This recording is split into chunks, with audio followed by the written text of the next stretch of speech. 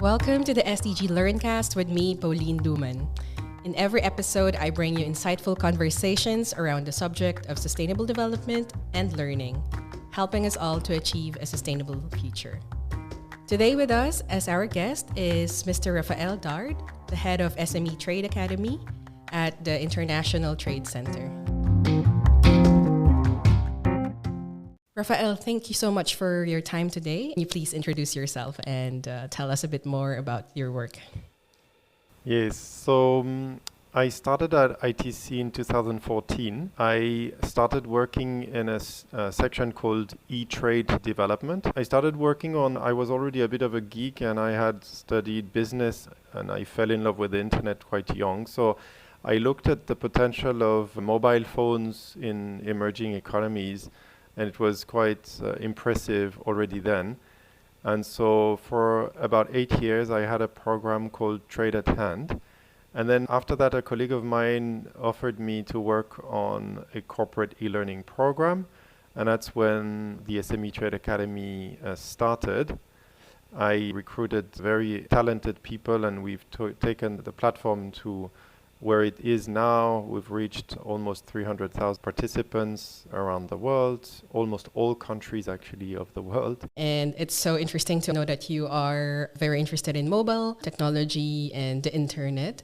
What I really like about the work of the International Trade Center is that it is the leading agency of the UN in the response to COVID-19 to support the small, medium enterprises, with a particular focus on those small businesses in developing countries. If you can give us a bit more background about this Trade at Hand or how you're helping through technology the small, medium enterprises, especially in developing countries, and also the larger project that you have at the Trade Academy.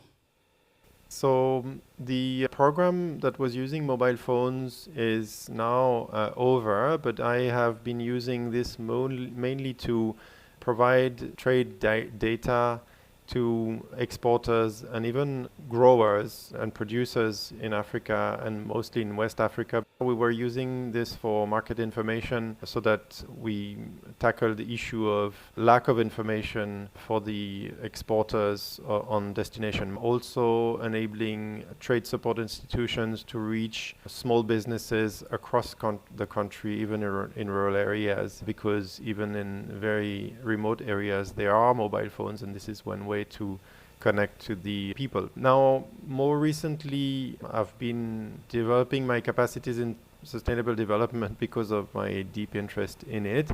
And that's how today, as part of some projects that we do at the SME Trade Academy, we work currently with Guinea, Conakry, and Senegal.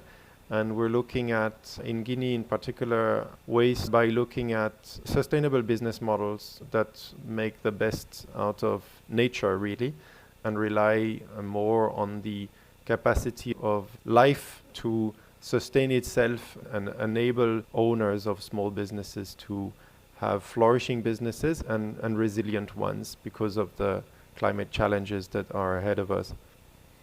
So my grandparents and my family, they also were part of a farm. They were tilling the land. And I think this was one of the problems that I saw growing up. They don't have access to information. They don't have access to data. And of course, let alone access to trade, right? How do you access international markets or even just the market in the city? That is so interesting how you are providing this data and information to the people, different areas like in agriculture, but also small businesses in different parts of the countries that you mentioned. And I would like to ask you, how do you make the data and information accessible? What type of support do you provide them to be able to understand? Because I can imagine it's going to be technical information. And what have you learned? Well, as small businesses start to address the domestic markets usually, so there the information is less scarce because the counterparts are closer. And also, you were mentioning your family. It starts with feeding the family, actually, the food we grow around us. Now that when the business starts growing, that's when you can start running business and trade nationally. And provided the business grows sufficiently, then we start talking about cross-border trade and international trade. So in Burkina Faso and Senegal, we were working with producers of mangoes and tomato, cherry tomato, and we would enable the growers and the exporters to access trade information from Paris market so that they could know the variations in the market prices and maybe negotiate better prices with their importers. The price fluctuations is important for the exporters and the growers, and that is certainly a way to empower them. This is a project I've stopped running some time ago since I moved to e-learning. Now in the e-learning area and the training and capacity building area, we are now looking specifically to the resilient aspects of businesses, and that means that we have to look at the whole business concept and what the business rely on. And because if you rely on markets that are fragile, or if you rely too much on markets that are prone to be disrupted during a pandemic, you are less resilient. So those are elements that we now train our beneficiaries on so that they consider the pros and cons and that they analyze their business in a way to see where they would have possible vulnerabilities and avoid to rely too much on those aspects of their business. It's a sort of business analysis that one has to make in order to see where are the potential areas that are fragile and be conscious of them so that they can pivot quickly in case there's a problem. In June, we celebrated the MSME Day. It was also very important that the ITC has published the SME Competitive Outlook 2021, which focused on the impacts of COVID-19. Central to the report is about resilience. Can you share with us a bit more about the resilience aspect of businesses?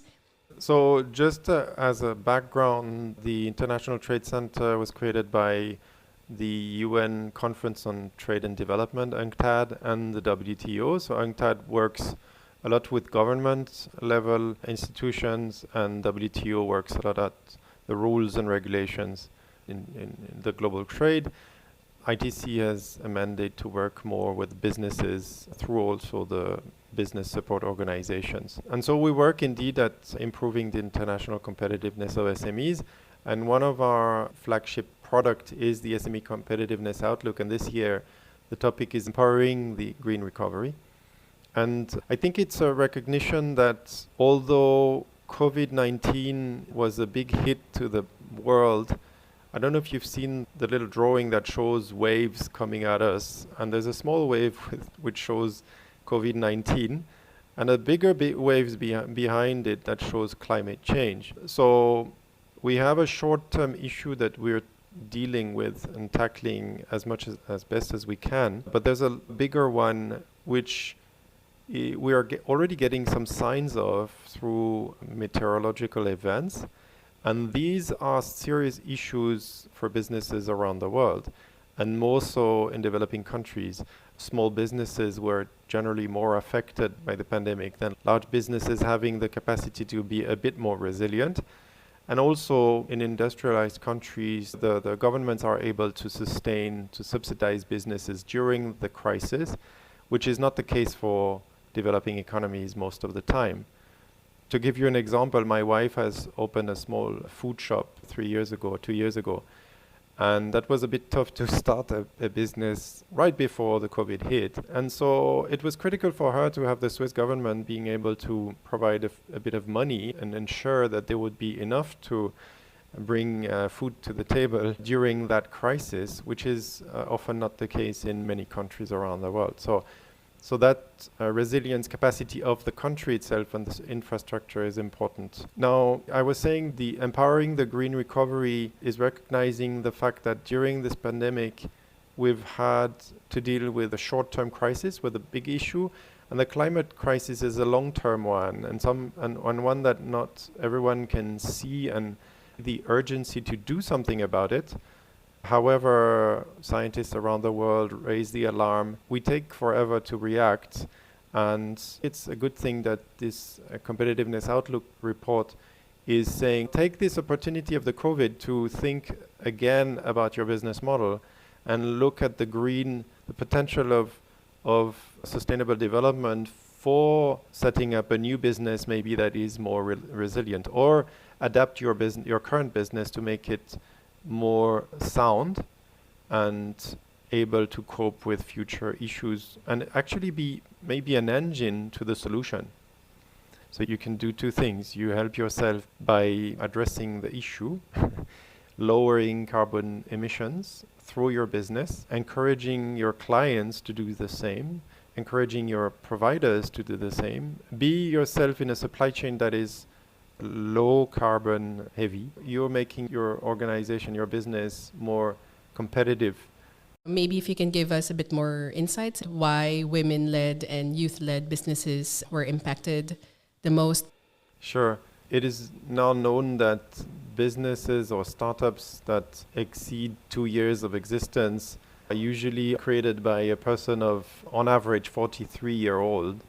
Now, we know that youth definition is 18 to 35, but for more logical reason, young people are less experienced, and so they've probably faced less challenges, and they've built capacity to cope with tough changes, while older people have been young and faced business issues and maybe created companies that failed many times, and you learn by doing. Therefore, unfortunately, youth is more affected. And at the same time, youth can also pivot more faster because they often don't have yet a big family to support, and therefore they have the energy also to change and create a new business. And they will become eventually older and savvier and be less prone to suffering from issues like the pandemic. Now, women-owned businesses of a certain size are also usually more affected due to, I would say, traditional social structures. They have household responsibilities which are still not shared enough with their male counterparts, themselves often also struggling with their own business. And I've seen it firsthand. I was stuck at home during the pandemic. My wife had to still had the right to be at her business because she was selling food. And I could see she could not cope with two things. So maybe our own balance in task sharing at home has evolved in the right way. Me being less at the office and more at home, capable to do some more cooking. I've learned quite a few recipes, and I'm pretty proud when I can cook. And so now the balance is probably better, actually, I should recognize. So how can we avoid this problem? And you have already alluded to some of those competitiveness solutions about green recovery. But in more concrete terms, how can the small businesses balance the cost of complying with environmental regulations, because they are also very expensive, but at the same time knowing that if they invest in these things in the long term, they will reap the benefit of being a resilient business? The green recovery is a very broad term, and resilience is the key word and still new to many businesses. And businesses need to see a holistic way, and they have to analyze themselves so that they can see where their areas of potential weaknesses are, as I said earlier. I think it's a very important question in the sense that the COVID crisis, by being global, is asking deep questions to humanity as a whole. It so happens that our development model has led to the crisis we're in. And Einstein quote saying, you don't solve a problem by remaining in the same referential. You need to think a bit out of the box. And in here, one thing that ITC has taken a clear stance on is saying, you want to be green to support that trend that's going to the wall, that's generating the climate change itself. Therefore, you want your business to go green, and by going green, you are not only harnessing the potential of an economic wave that goes strong, but you're also ensuring that your future is not going to be dark and difficult. Therefore, the direction we need to follow is towards greening businesses. And there's luckily a strong demand for this from people themselves, the market. And also it's exciting because it's a promise. It's a promise for better days. Right now, imagine youth, my boy who's 12-year-old is a bit worried about all he hears about climate change, and he's not responsible for it. But if I depict to him a future that's greener and actions that he can take that are greener, it is motivating because you can suddenly say you are a victim of the environment, but you're rather an actor of the solution. And you are actually addressing a problem, which can be very exciting. And I think the message to the young generation is that there is no other way than to think about competitiveness, competitive businesses that are competitive because they are working in the green economy and active in the green economy. And by doing so, they become more resilient to future crises. Of course, to do this, you need to have a few things to know. And for that, there are courses to take. There's learning to happen.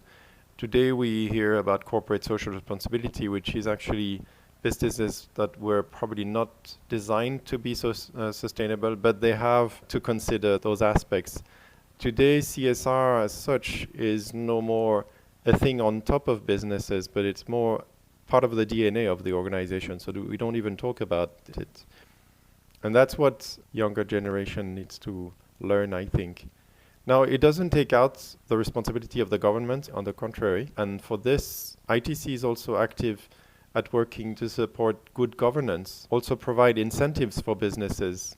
You need to also work in collaboration with partners on global value chains. And it's super important to innovate. In fact, by shifting the economy from a more oil-based economy to a greener one, you cannot do it without innovation. And you already mentioned some of the materials and some of the support that ITC provides, not only for the SMEs, but also how you're supporting governments. If I am a business that survived the pandemic or still thriving during this time, where can I find information to make my business resilient? But also for those who are thinking of establishing a new entrepreneur. I would start with the sources of information. Of course, ITC website intracen.org, intracen.org, is an important channel. Our Twitter feed, which is called ITC News, is a great source of information, and that also offers links to various resources. We at ITC work a lot on SDGs 2, 8, 12, and 13. So it's zero hunger, decent work, and economic growth, and responsible consumption, as well as climate action. And so ITC supports green entrepreneurship and innovation. I'm happily a founder of our innovation lab, a co-founder of our innovation lab, which is turning almost 10-year-old soon. ITC also uses a market-led approach to value chains to deliver a premium to eco-friendly production. That's very important to support what we call eco-friendly, the sustainable businesses, because the old paradigm needs to become passé and old, and it's very important to show the direction that we should be taking. ITC also builds knowledge and advocates to policymakers and planners in the same chain of thought. ITC maintains sustainability into business support organizations. We are probably the only UN organization that works so much with business support organizations, and we also call them trade support and investment institutions. And ITC improves transparency of voluntary standards. We have a great program that's called T4SD, Trade for Sustainable Development, and that has amazing tools to figure out which standards are relevant for your business. And a lot of them are private-led standards, but that's important because it's big buyers that explain what are the criteria for your business to being able to supply those big businesses or to sell to these ones. And last, ITC supports businesses to implement sustainable practices. Rafael, thank you so much for your time. And I would like to ask you if you have any other last words that you would like to share to our listeners.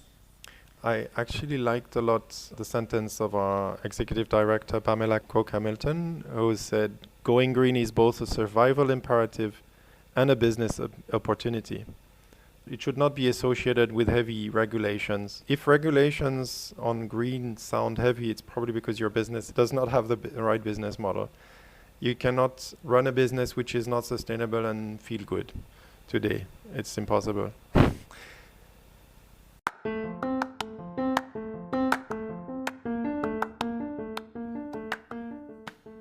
And that was Rafael Dard from the International Trade Center.